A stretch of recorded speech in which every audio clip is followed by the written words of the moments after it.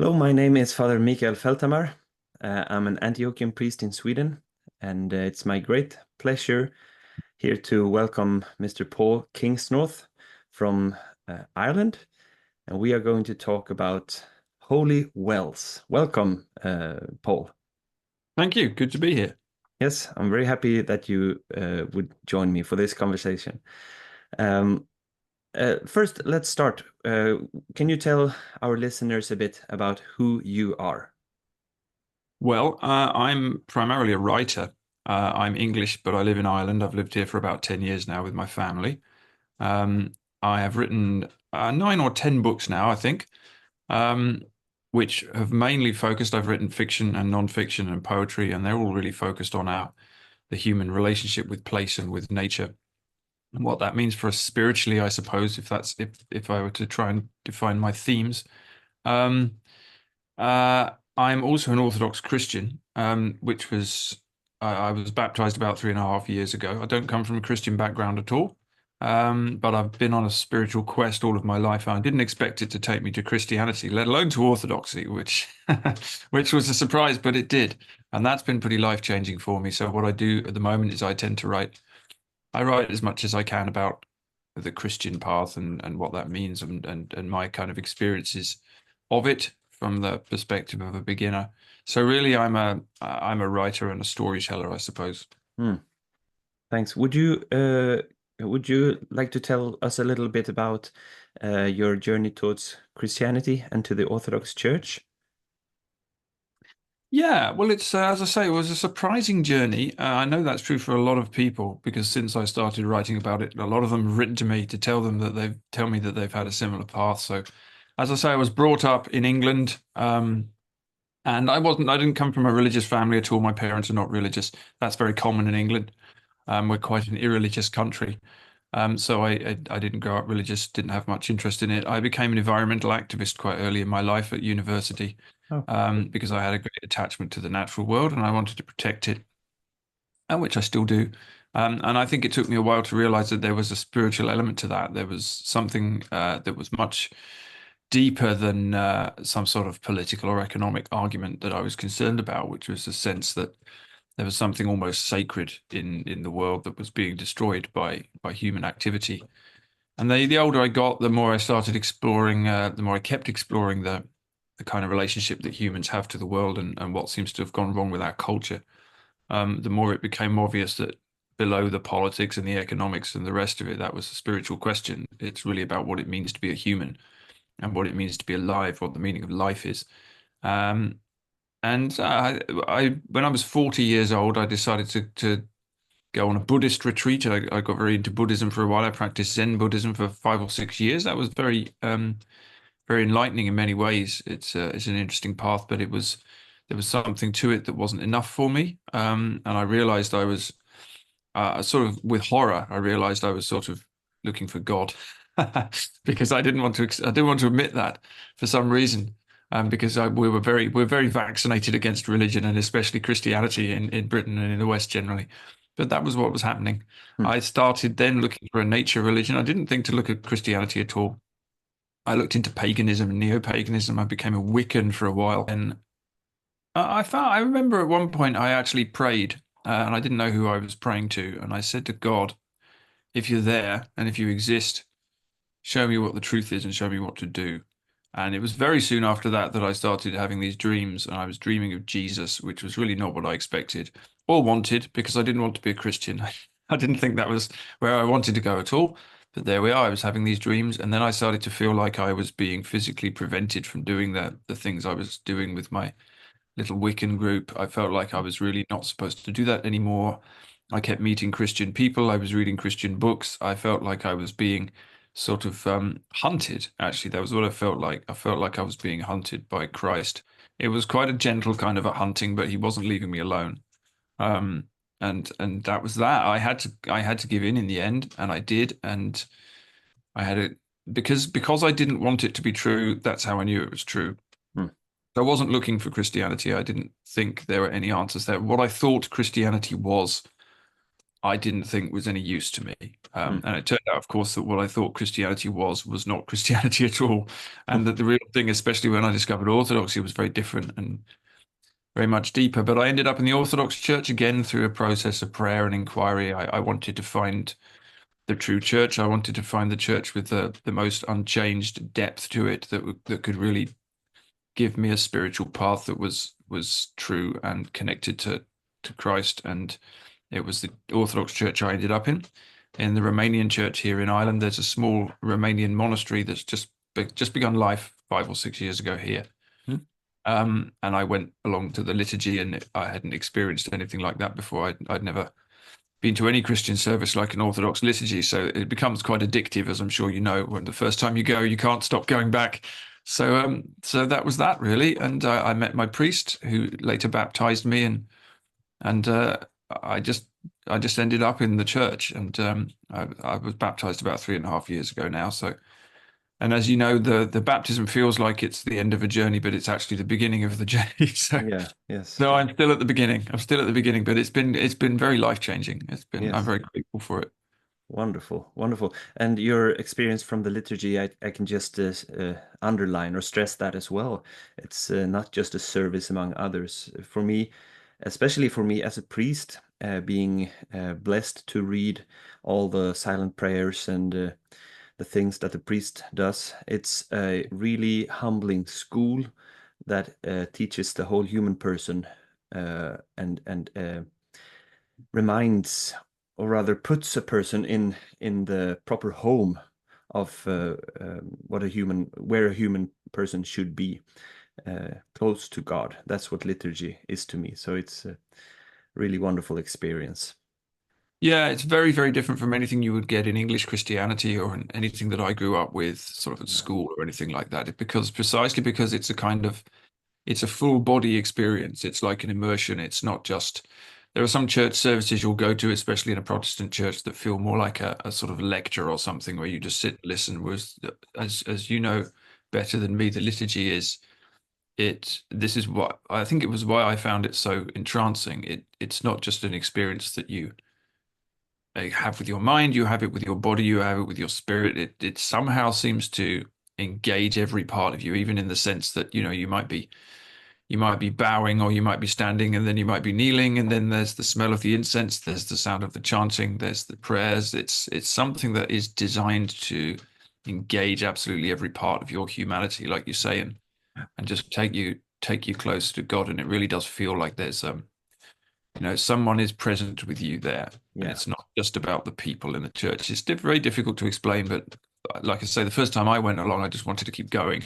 I had no idea what was going on at all, but I wanted to go and see it again, and because something had happened that I couldn't quite explain. Yeah. Yeah.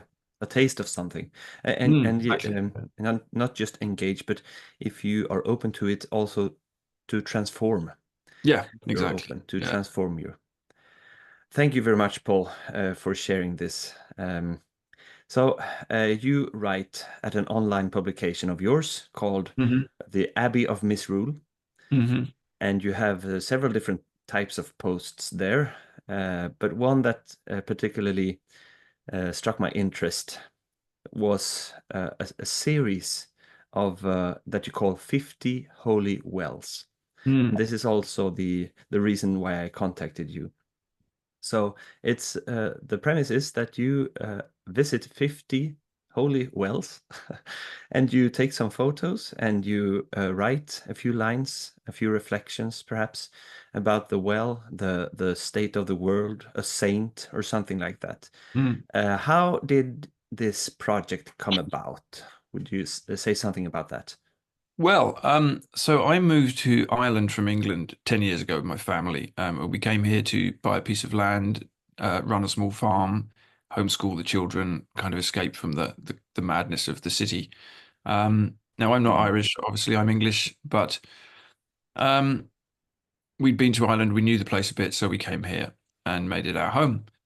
Now, Ireland is historically a Catholic country, whereas England obviously is Protestant. And there's a lot of differences, obviously, between those two kinds of nation. But one of them is that the Catholics have never had a Reformation, obviously. And what that means is that the Catholic relationship, the Christian relationship in a Catholic country, as in an Orthodox country, actually, is very much older, and the legacy of the sense of there being a sacred landscape has not been destroyed. And one of the things I found, for example, when I visited Romania, which is I'm in the Romanian church. I found something very similar, although even more alive than it is in Ireland, which is you will find everywhere you go wayside shrines and crosses on the road and some holy wells and saints that caves have lived in, which is sorry, caves that saints have lived in, which are still venerated today. The landscape is really alive with the faith. It's not Christianity is not just something you go into a church building to do on a Sunday. It's absolutely there in the place. And this is a legacy of countries that were very rural, of course, but it's also a legacy of the sense that God is present everywhere. And that was destroyed systematically during the Reformation in England. The reformers, the Protestants, thought that this was idolatry, and so they destroyed really this rich legacy that we used to have in England as well, where there were holy wells, there were the relics of saints, which obviously are still there in Orthodox countries, Mm. the wayside shrines and all of these things. So I grew up in a country where none of this existed. Um, and I came to a country where it still did. And Ireland has 3,000 of these holy wells, which are sacred springs, which have been usually dedicated, each one of them to a different Christian saint. They are usually springs that come out of the ground, although some of them are lakes, some of them are almost small ponds.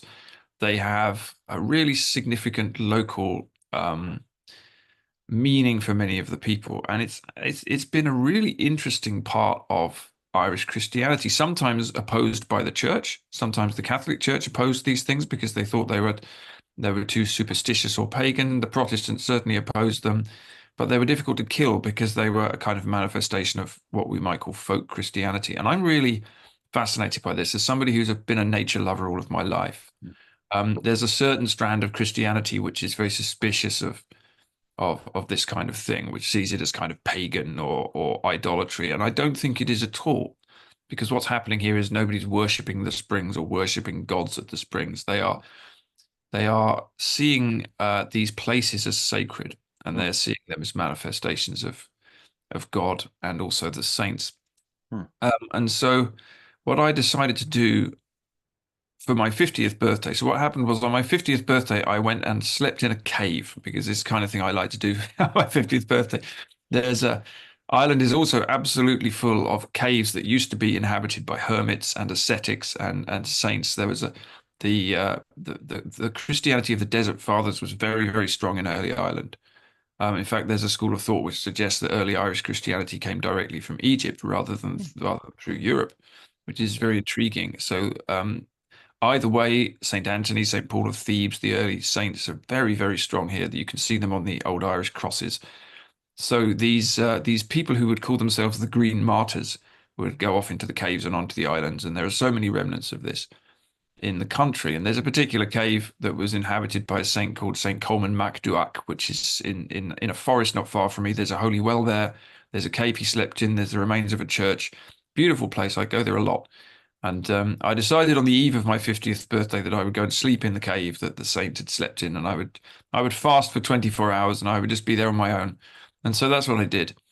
And I got very wet because it rained and the cave leaks. It's very Irish. So, but I got up in the morning and I drank water from the holy well, which is a spring that comes out from the mountain. And I thought, okay, I'm going to set myself a project. I'm going to have a pilgrimage for my 50th year because I'm 50. I'm going to visit 50 holy wells in Ireland just for the sake of it. It wasn't even something I thought I'd publish. I just wanted to do it myself. So I started doing it, making notes of the wells I went to.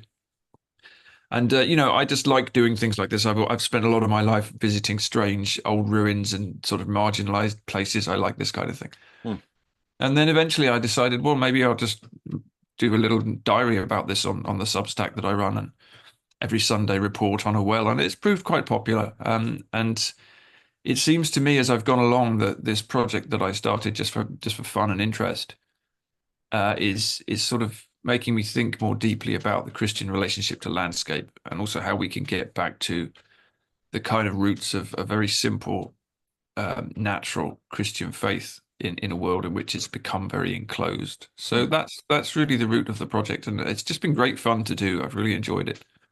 I totally understand. I share Mm. your interest in the obscure monuments of historical interest, a rock here and a well there, and something Mm. like that. I think you have more of it though in Ireland than we do here in Sweden, though. Yes, there's a lot of it here. That's one of Yeah. the fascinating things about this place. Ireland is a country that's desperate to be modern, but even so, none of this is very far below the surface. You can't walk 100 yards without coming across some ancient ruin covered in ivy. It's very interesting. I find it very fascinating.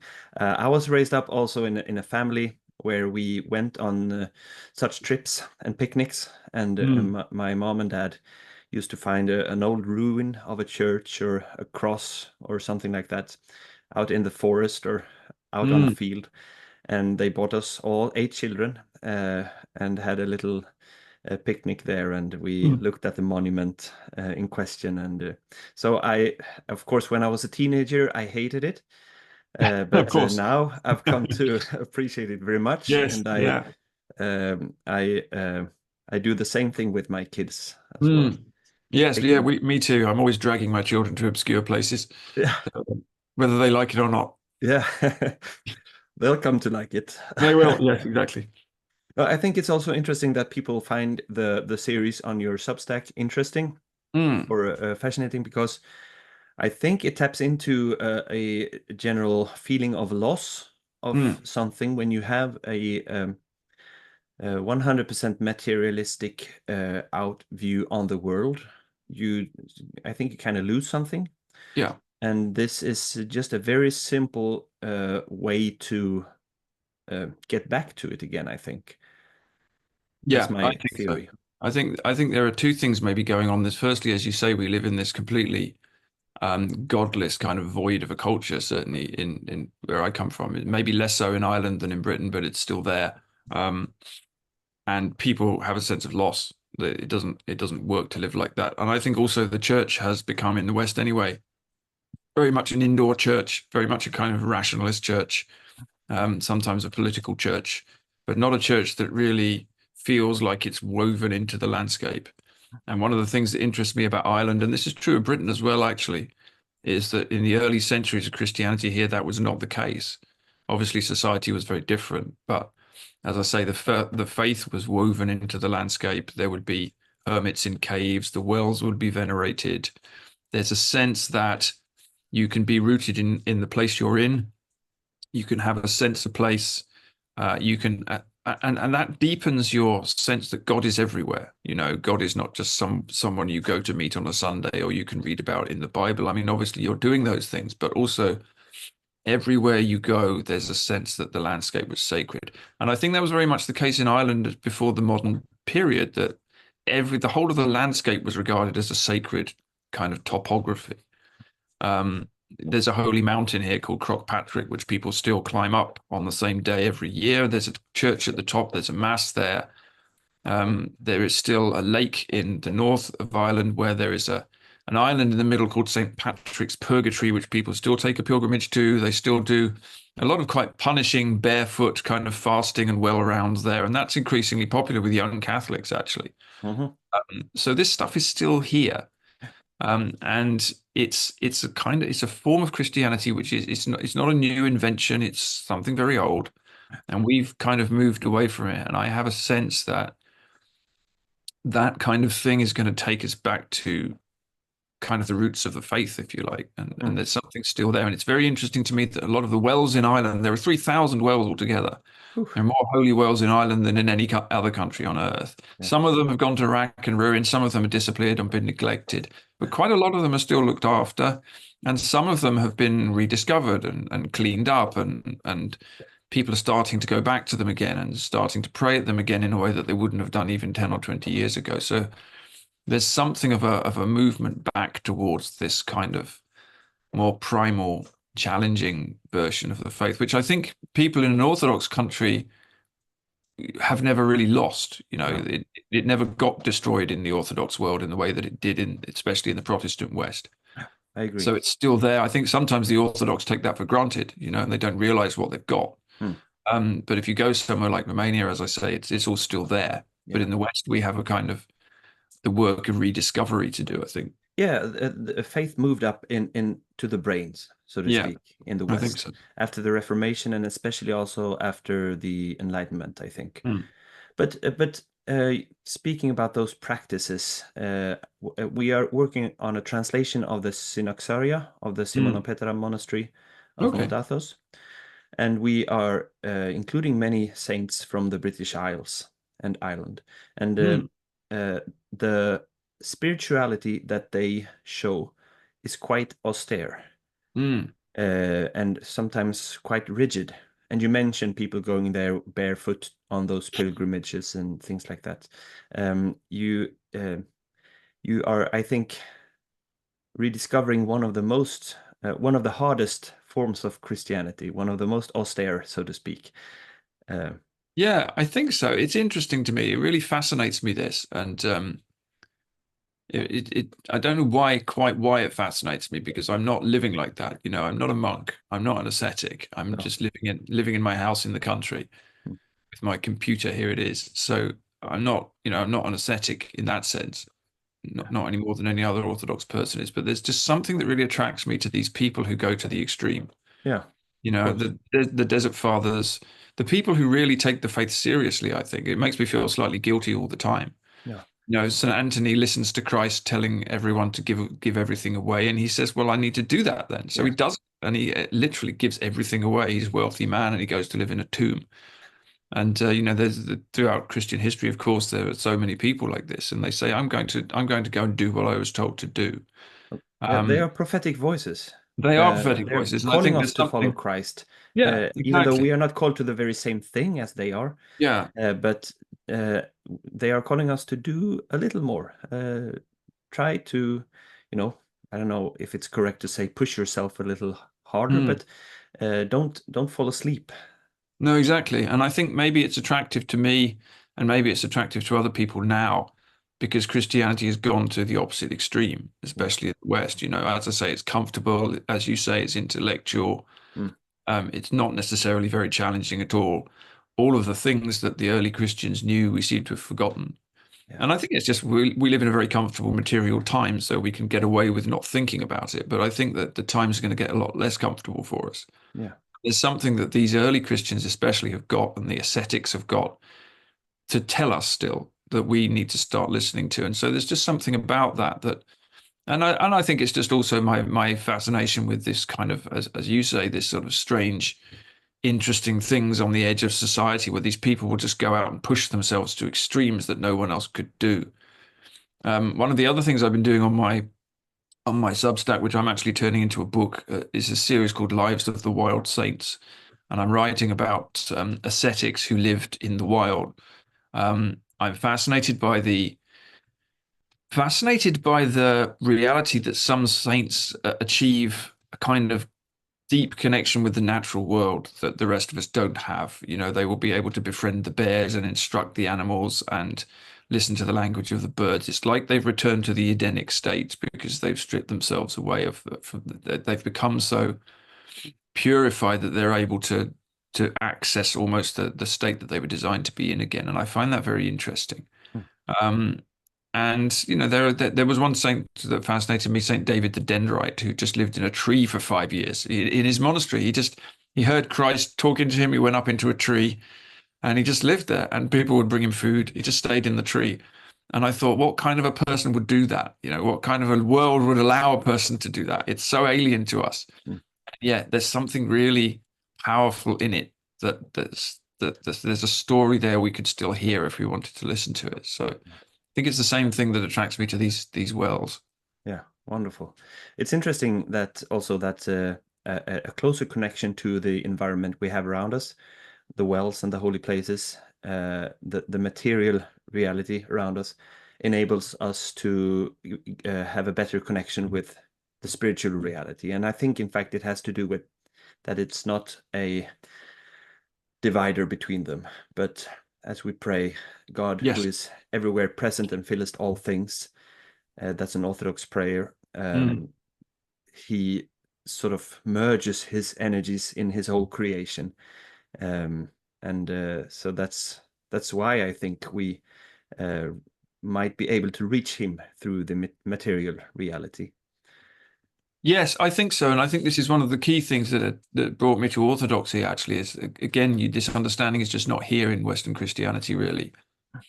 At least not so explicitly, that God is everywhere present and filling all things, and therefore you can reach God in a forest, and you just as you can reach God through other people, because of course God entered material reality. That's the incarnation. So and that's not the only time it's happened. So we have the energy of God in the sense that it can be experienced everywhere, and that's such a it's interesting at the moment that people are so concerned about the environment, they're so concerned about nature, and rightly so, because we're destroying so much of it. And they feel like Christianity's got nothing to say there because Christianity is all about leaving the body and dominating the world and the rest of it. And there are strands of Christian teaching which have taught that, but they're wrong. Mm.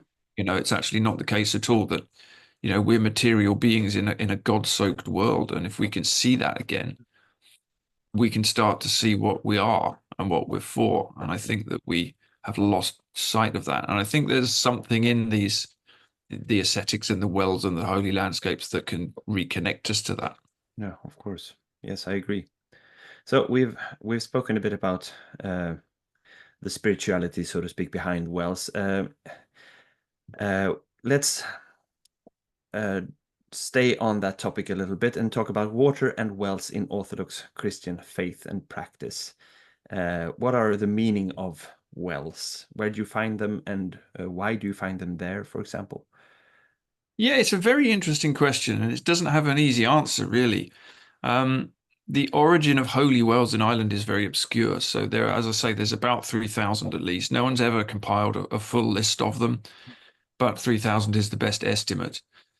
Now, probably a third of those at least had a pre-Christian use. They were probably pagan shrines in some way. They were used by druids or practitioners of whatever the religion was exactly before the Christians' arrival. We're not quite sure. Mm.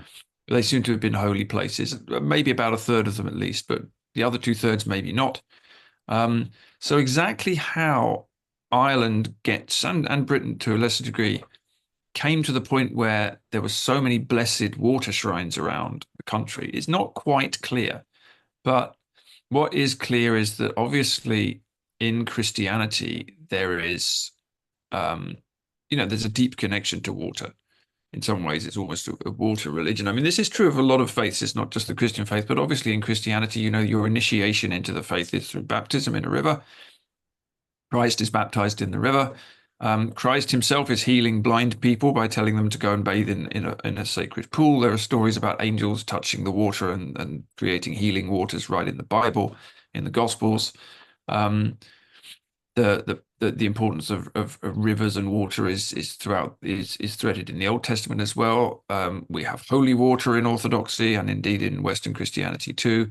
So the power of water to act as a kind of transforming agent, to become a spiritual thing is not, it's not pagan and it's not new. It's right. Christ is using it himself. Baptism is precisely that. So there's obviously a deep relationship between Christianity and water as a purifying force and a healing force. Mm. And so a lot of the wells, almost all of the wells that I've come across in Ireland, for example, are used for healing. And this was particularly important in the past. Lots of poverty, no modern medicine. People would often go to the wells to heal their eye sicknesses, their limbs. Often wells have a particular um, medical use. So there are wells known as eye wells. That's the most common kind of well in Ireland for Mm. curing eye problems, possibly because people were living in very smoky cottages and they would develop a lot of eye problems. Yeah. And there are ear wells for ear problems. There are wells that are said to be good for curing stomach problems and leg problems and skin problems, all sorts of things like this. Mm. So the power of the well to heal you and the power of the saint that the well is dedicated to heal you as well, if you bathe in the water, is a big part of the reason that holy wells existed. Mm. So they're very practical places, as well as being places of prayer.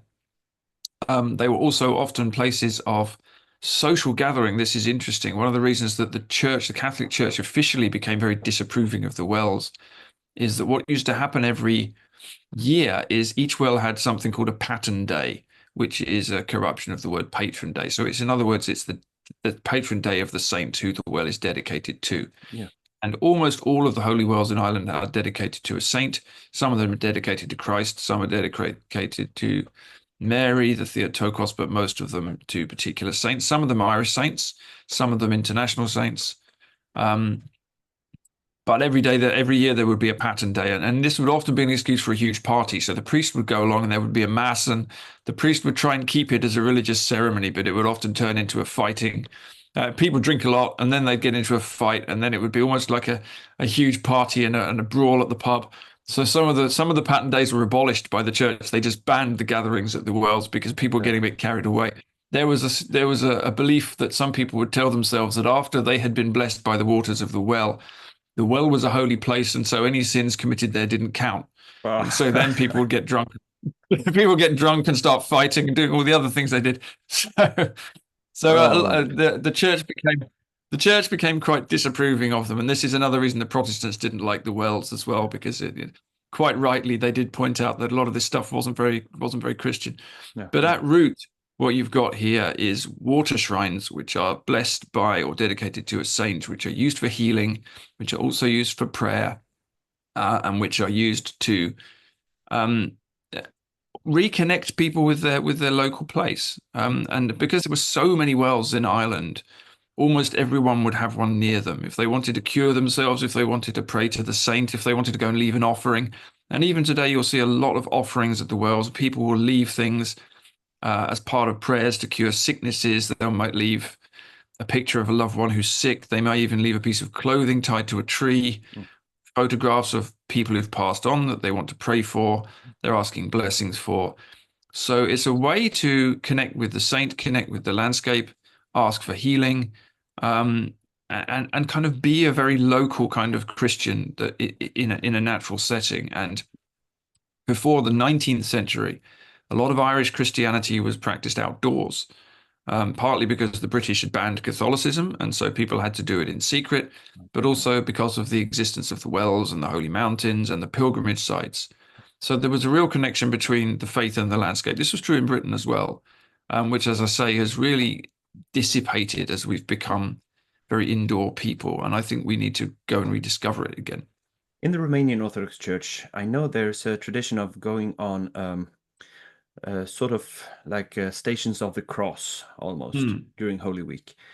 And I think pilgrimage, when you read a Finnish author like Tito Colliander, mm, you notice that he encountered Orthodox Christianity on a what he called crusade, which is not what we think of crusade as today, but a pilgrimage from town to town with standards and crosses and everything. mm, Um, and it's really something that is alive, I think, in Orthodoxy still, and a way of going outside to practice your faith, mm, and also just reclaiming the geography of your area for Christ.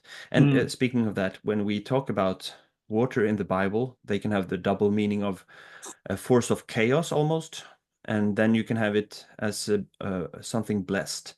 mm, And when we do the blessing of the waters at Theophany, and when we prepare for baptism, we pray that the our Lord will crush the heads of the dragons dwelling in there, and just retaking water and repurposing it to serve Christ, to serve mm, God again. And I think by going outside and doing Christianity outside is the same thing actually, just mm, reclaiming our environment for Christ. mm. I think that that's a beautiful thing. It is. It is. It's very interesting. I mean, we have, as I say, we have a little Orthodox monastery here in Ireland, which is 5 or 6 years old. There are only three sisters in it at the moment. It's a female monastery, but I often go there at the weekend. And every year we have the Sunday of Orthodoxy, the Triumph of Orthodoxy, where you will traditionally march around outside holding the icons. And so there's a little parade that we do around the monastery, and it goes down the main road. And so every year you see the strange sight of a few Orthodox nuns and some priests, and the rest of us all following around, taking all the icons out of the churches, walking down the road. And you sort of get cars hooting their horns as you go past, and I mean, people quite like it. It's unusual now in Ireland, but it's not so long ago that you would see things like this. Hmm.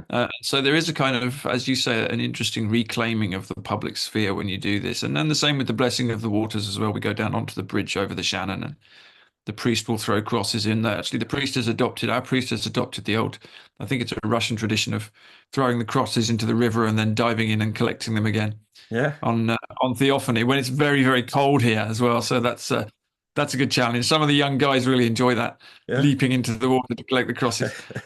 But it's exactly that, here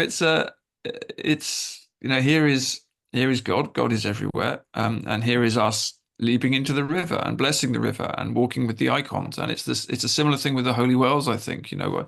Why should Christianity be limited to a building? And God doesn't live in a building. Obviously, the church and the liturgy are important, but there are traditionally in Orthodox and Catholic countries so many ways to relate to the actual natural environment and the built environment too, Hmm. which I think we've walked away from, and there's something there still waiting for us. Yeah, and pertaining to that, you mentioned also that one third of those holy wells were previously heathen sites. Yes, that seems to be Uh, the case. Yeah. yeah, and that's a thing too that you continue Christ's work of Mm, expelling the devil and his forces mm, from God's world, and you're not welcome in this pond anymore. mm, You're not welcome at this holy well. This is claimed for Christ. So I mm. think that's you're continuing the spiritual warfare as well. Yeah, I think so, and that's I think that's one of the reasons, obviously, that the wells are dedicated to the saints, and there's a sense that the saints stand guard over these waters now. Mm, So yes, there's absolutely that's still there. yeah. So would you mind share about a few experiences that you've had with wells in during your visits? What are your favorites? Would you like to mention something about that? Oh, there are so many. I mean, I've done I've visited 50 obviously for this series, but plenty more as well. So it's difficult to choose. I mean,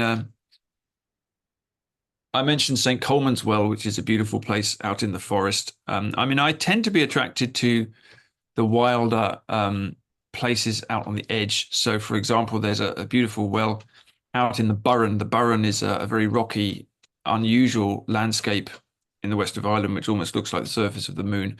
Hmm. There's a lovely little well hidden away there called St. Fuchnan's Holy Well. And it's literally just almost a pyramid of stone with a very crude wooden cross on the top of it. And the water itself flows up from under that. And it's very, very simple. I tend to like the simple wells. Hmm. By contrast, there are other wells which are very, very complex. There's a beautiful well out in West Clare, St. Bridget's Well, which is it's actually a waterfall, and the waterfall appears in a cliff and falls into a pool. And there's a huge tunnel that's been built. You have to walk down the tunnel to get to the well. And the tunnel is absolutely full of offerings that people still leave there, pictures of their relatives and rags that people have tied up to mark prayers and offerings that they've left and photographs of loved ones. It's very moving, and the whole thing is a holy site. You have to make a certain number of rounds of the statue of St. Bridget, and then you walk up the steps, and then there's a woodland, and you walk through that, and you do the Stations of the Cross, and then you come down, then you go and pray at the well, and then you drink the water. It's almost like it's a miniature um, sacred landscape in itself. It's quite a remarkable place. Hmm. Um, there's a well down in Galway City, right on the edge of the city in an urban area, which is a tidal well. When the tide comes in, the well disappears. When the tide goes out, the water is still there because the spring is below the tide line. Right. So that's a fascinating one as well. Um, there are just yeah, there are so many of them really. It's why it's been such an interesting project, and they're often so different from each other. Yeah. Well, the situation in Sweden is quite different. As you know, we are a Protestant country, and many of the Mm, we've had more holy wells than we have now at the moment, and mm. because they were destroyed together with, reliquaries and other holy things and Right. places. Yeah. Yeah. Same as in Um, England. So that's a shame, but that's how it is. But still, they Mm. live on in the local memories often, and now there's an increased interest in them, I would say. So there are a few famous ones closely. One of the most interesting, I would say, is one here close, 1 hour's drive from where I live, in the western parts of Sweden, and it's named after Saint Bridget of Kildare, Oh, which interesting. of course Right. is an Irish saint, a very Mm. famous one at that. I think Mm. she's the patron saint together with Saint She is. Patrick. There are three patrons in Ireland. It's Saint Columba, Saint Bridget, Saint Patrick. Yes. Yeah. So in this holy well, it seems that one of the missionary bishops from the British Isles, Saint Siegfried, baptized the first Christian king in Sweden, Olaf. Oh, okay, that's right. Right. And I Know find it that. interesting because that would mean that there were very close connections between our uh, respective parts of the world, which of course there Mm. were with the That is a Danelaw big, and yeah. everything. Mm. So Saint Bridget made her way here as well. That's interesting. I wonder if Irish Christians had visited Sweden then. Maybe. You never You know. know, The the Irish the got everywhere. archaeological evidence is so scant. It's not Yeah. Yeah, much it's to find. difficult to tell. The Irish were very, certainly in the early years of Christianity, the Irish were very pioneering. They were all over the place. So you never know. It's not beyond the bounds of possibility that they No, got to no. Scandinavia. Yeah. Uh, yeah, so that's one interesting. There's also one other holy well close, or rather down south. We had one bishop in the year around 1000 who is described by um, the author of Ansgars Vita, Rimbert, and he calls him Acephalos, without a head. So there No. was a bishop uh, going about here in Sweden with who didn't have, I think he wasn't part of a hierarchy Right. in some way. But there's a holy well with his name down in Halland, Hmm. which is a place down here, and it's called Osmund's Well. That was the name of the bishop. Now, Osmund, he baptized people there, and he made a lot of converts to Christianity from heathenism or paganism. But he was eventually forced out of Sweden, and he came to Ely, where he is now buried.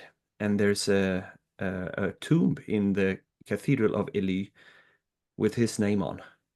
Yeah. So that's further proof of the connections Mm. between Sweden and Great Britain. Oh, that's interesting. Right. I didn't know that. But and then there's one of the last one, my favorite. It's a dried up Mm. because of farming.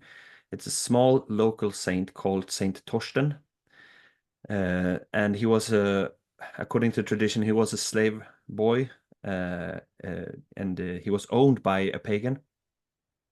And for some reason, one of the oxen died, and the pagan master, blamed it on the Christian slave boy, and had him killed. And No. on that spot, as the tradition says, a holy well began to flow. Right. Right. Yes. And I think you'd like to visit that place because you have to go out in the forest, in the wilderness Mm. for half an hour, and make your way through Mm. uh, yeah, That rough sounds terrain, good. so to speak. And you will find Yeah. an old abandoned pile of rocks Mm. with almost nothing left in Right. it. Right. But that's the place. That's the place. And you can see from old sketches from the um, 1600s that Lutheran priests did. This was a place. It Mm. had a roof, and it had a wall around it, and people used to go there. But due to superstition, as they said, they Mm. closed it down, and now there is almost nothing left. Right. Okay. Oh, that sounds So, interesting. Yeah, I'll have to. If I ever come to Sweden, there's a place yeah, to visit. I'll take you there. That sounds good. I We've like that.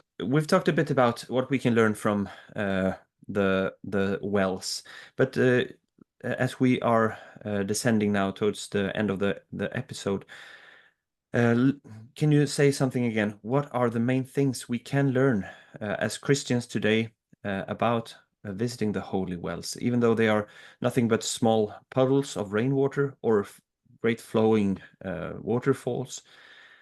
What can we learn? What can we bring into our lives, our secular and material lives today? Well, I suppose what I've learned is, firstly, the really important the really important reality that, as you say in the words of the prayer, God is everywhere present and filling all things. And I think it's good to be reminded of that all the time. Um, the the the understanding that the energy of God is present in all creation is beautiful and revolutionary. And it's an answer to people who think that, say, I don't know, neo-paganism or something is some sort of spiritual answer to the kind of alienation from nature that we have today.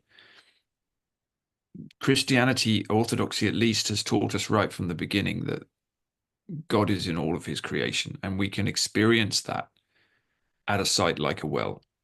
We can understand that water flows right through Christian history and right through Christian spirituality. And so there's nothing unnatural or unusual about experiencing and using water for healing and even baptism. Some of these wells were used as baptismal fonts as well. So we can understand and remember that God is present everywhere. And we can also understand and remember that we can take our Christianity outside and that the landscape is sacred, not in the sense that it is God or that we worship it, but that we can, as I say, we can experience God in it. But as you said, we can also reclaim it for Christ and for Christianity in a way that's rather beautiful, not in a way that's kind of aggressive and threatening to other people, but in a Mm, way that we just go out with beauty. You know, one of the other things that attracted me to Orthodoxy is the emphasis on beauty in the church. Icons are beautiful, churches are beautiful. The liturgy is beautiful. It's not simply a practical thing in a kind of utilitarian sense. Beauty is vital because God is beautiful and creation is beautiful, despite the problems with it, despite its fallen nature. There's beauty everywhere. And if we can hallow the beauty in the landscape that God created with a kind of Christian beauty, then that's an attractive thing for people. It's not a Christianity that spends its time condemning you and threatening you and frightening you. It's a Christianity that says, look at all this beauty everywhere. And look at this water that God created, and look at these ceremonies going on in the wells, and look at the shrine in the forest. These things are a way of hallowing the landscape and also bringing the church and bringing Christianity back out into the world. mm, And I think that's really something we can learn. We can learn from our ancestors about how they hallowed their landscape and how they understood that the landscape was a sacred place. mm, And we can learn from Christians who when they went to holy wells that may have been pagan shrines, they didn't destroy them and fill them in. They hallowed them for Christ. And they said, yeah, well, this well is now looked after by this saint, and this water can be used for baptism, but it's still a holy site. It's not something that has to be destroyed in the way that, say, the Protestant reformers destroyed things. So I think we can learn a lot about our relationship to nature and God's creation, how to take the church outside, how to speak to people today when people are so alienated from Christianity. I mean, I was for most of my life, and say, look, this is not a threatening puritanical faith. This is a church that loves beauty, and it's a place where you can go for healing. You mm, know, the church is a place for healing, just as the well is a place for healing. And I think that so much of this, if people saw this happening more often, in the way that they might see the parade of icons around the monastery, they might stop and ask questions. They might get interested. This is how we kind of reclaim the world, if you like. So I think there's a lot to be learned. And I also just think these places are so interesting for me. I mean, like you say, I'm a nerd, a history nerd. I love strange old places and interesting things that most people don't notice. And there's just so much kind of interesting, quirky beauty out there to rediscover. So there's a lot to be learned from it, I think. mm. Yeah, thank you. I think that's wonderfully put. And let me just add, or adding to what you've already said so well, is that this beauty that we experience in the Divine Liturgy and that we might bring outside and show that the creation is beautiful, the saints who have lived close to those wells are beautiful people, beautiful human beings. They are made again like Adam and Eve was in Eden. And we are also able to become beautiful or true human beings when we let ourselves be transformed by the liturgy, by the holy places around us. And we take the saints as examples and intercessors in that journey to be more beautiful, so to speak, Yes, in a I very think deep so. sense. Yeah. I Yes. think that's attractive. Wonderfully put.